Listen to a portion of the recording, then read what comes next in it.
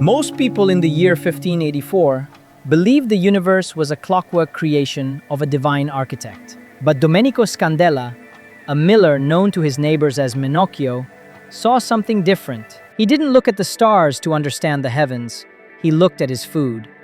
He told the Holy Inquisition that the beginning of the world was like milk turning into cheese.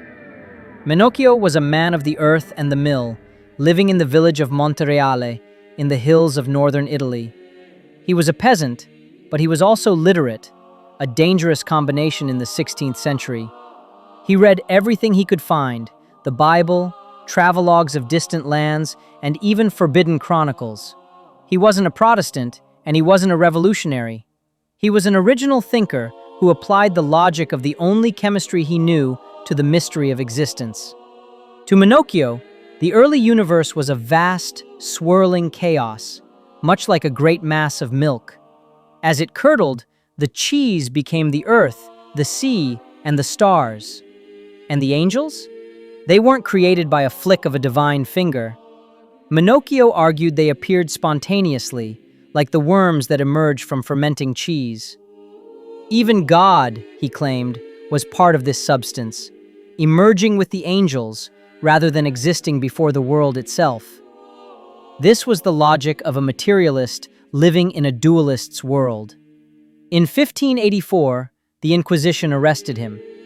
During his trial, Menocchio spoke with a terrifying clarity. He told the stern inquisitors that to love one's neighbor was a greater commandment than to love God. He argued that Jews, Muslims, and Christians were all equally loved by the Holy Spirit. He believed that if a person lived well, they were saved, regardless of their creed. He was imprisoned for 2 years, but his mind refused to stay quiet. For 15 years after his release, he lived under the shadow of the church, yet he continued to spread his unique cosmology. To Menocchio, the logic was simply too sound to abandon. If the world is made of matter, and matter changes form, then the divine must be the substance itself. In 1599, Pope Clement VIII ordered the Miller of Friuli to be executed. He was burned at the stake, a martyr for a philosophy that almost no one else shared.